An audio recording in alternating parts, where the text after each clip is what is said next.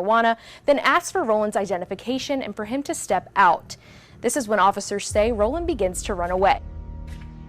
That was Nathaniel Roland. He kidnapped Samantha Josephson. Who is Samantha Josephson? Samantha Josephson was a 21-year-old girl from Robbinsville, New Jersey. She was a student at the University of South Carolina and had plans of furthering her education. Samantha was only a senior. She was abducted and killed on March 29, 2019. Who is Nathaniel Roland? Nathaniel Roland was 24 at the time of the abduction.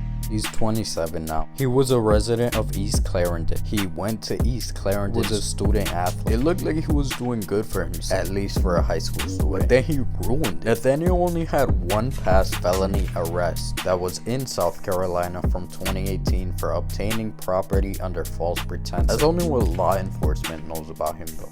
For whatever reason, Nathaniel put on his Facebook that he went to South Carolina State University in 2017. But the chief of staff looked into it. That was a lie. This is how a 24-year-old man kidnapped and killed Samantha. Samantha was out celebrating her upcoming last year of school at Columbia's 5 Points Entertainment District. Samantha just wanted to have a good time, but she was actually just trying to have a good time. She wasn't trying to overdo it or anything. So finally she was ready to leave, and then she called an Uber. This is the crazy part about Uber that nobody should ever experience. So she waited for the car. Nathaniel pulled up. The actual Uber who responded and accepted her ride request, he canceled. But Uber notifies you when the driver cancels on you. She probably ignored it. Anyway, she got in the wrong car. She got in Nathaniel's car. As soon as she got in the car, Nathaniel locked the doors. Imagine the minute she became aware of what was happening. This is when Nathaniel drove to a field where he killed her. Nathaniel Roland was sentenced to life in prison. It took a lot of work to uncover. So many investigators were involved. Those investigators went to Nathaniel's girlfriend's house. And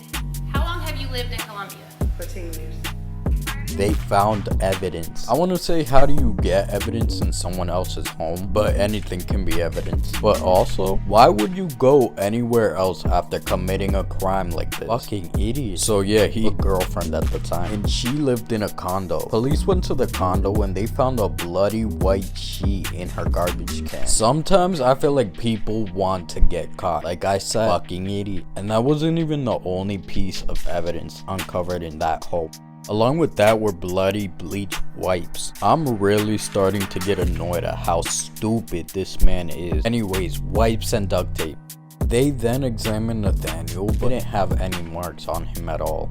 He's lucky because do you know how easy it is to leave any kind of mark on someone? A phone expert also spoke and he confirmed where Samantha's phone last was visible before she went missing. I don't even know how to figure that out.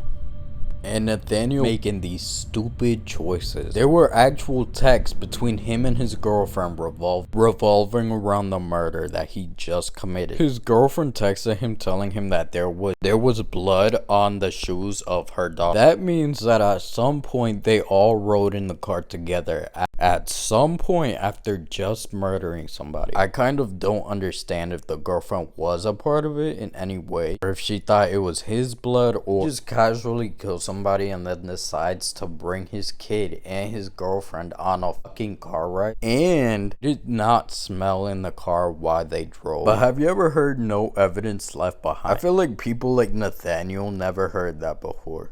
In South Carolina, Uber drivers also don't have to have that sticker in the front. Samantha left the bar at 2 a.m. Exactly around this time, her friends were waiting for her to get home. Since she wasn't getting home, she wasn't answering her phone. Her friends filed a missing persons report. An hour after the report was publicized, an officer found the car, the black Chevy Impala, Saluda Avenue, where he stops. with Nathaniel inside, only 2 blocks away from the bar. Nathaniel was then stopped and then taken out of the car. Smell marijuana, then asks for Roland's identification and for him to step out.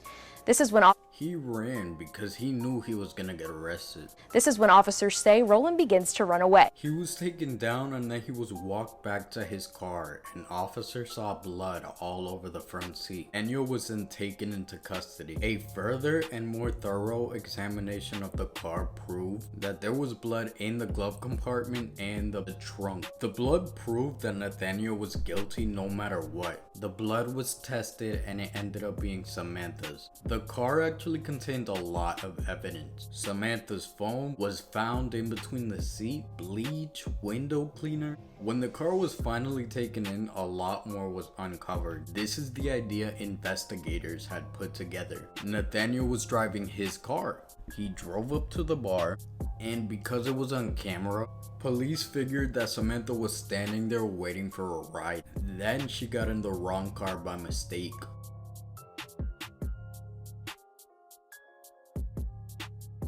14 hours later, her body was found by a random civilian. I was the turkey owner who found the body. Samantha's body was stabbed and thrown in a field. The man charged with her murder used to live right down the road where her body was found. This field is one of those it's hard to get to unless you know where it is, but Nathaniel knew about the field. The next day, Samantha's death was announced to her school. But hold on, the University of South Carolina already had 3 deaths that week, Samantha's being one of them. That's horrifying. One of them was a basketball player that just collapsed. Samantha's autopsy proved that she was stabbed more than 100 times. Somehow police have uncovered pictures that had to have come from Nathaniel's phone. The pictures were of Samantha fighting back. There wasn't much she could do in the back seat with a car seat and locked doors, minimizing and securing her space more than it needed to be. This is what happened during Nathaniel's trial. On the first day, multiple witnesses testified. On the second day, the judge was trying to figure out if there was any connection between the jurors and the witnesses. Some jurors did have connection to the witnesses, but the trial continued to where more evidence came about. Samantha's bank card was used after her disappearance. Yeah, well, it would be the overall view. Or he'd walk up to it, and it's a real good camera. That's why you get so much footage. Nathaniel also tried to sell Samantha's phone. Nathaniel's girlfriend's name is Maria Howard. Maria was the 16th witness. I need you to speak real loud, okay? Maria, can you tell the jury how old you are? I'm 27. And where do you live currently? You don't have to give your address, but where do you live? In Columbia. And how long have you lived in Columbia? For 10 years. Prior to that, where did you live? Maria said that Nathaniel was supposed to be at her house on March 29, 2019, but he never showed up. Maria also says she saw Nathaniel with the knife that he used to kill Samantha. Nathaniel's defense was that his DNA was nowhere on Samantha or in the crime scene. Samantha had a boyfriend. Struck conversation. That's how I got to meet her. Alright. Samantha and her boyfriend Greg maintained contact over the phone throughout the night, up until she disappeared. Greg also said he looked up her location, but it paused randomly at one point. He said he tried calling her at one point, but she wouldn't answer. He said she thought she might have lost her phone and he just went to bed. The next day he woke up and he learned that Samantha had been missing. He drove to where she had been staying in South Carolina. He drove to the bar to see what he could find. He viewed the camera footage and he saw her while she was being abducted. That same day, he was notified that Samantha's body had been found. One of Samantha's roommates had also been questioned.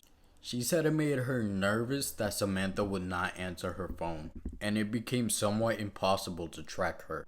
She said she thought Samantha lost her phone. The roommate just went to sleep. She woke up and she filed a missing persons report. She was the first one to file a missing persons report on Samantha. The Uber driver was also questioned. The Uber driver said he actually did show up to pick Samantha up, but she wasn't at the pickup location. So he called her, but she didn't answer her phone. He said he drove around to see if he could find her, but he did not.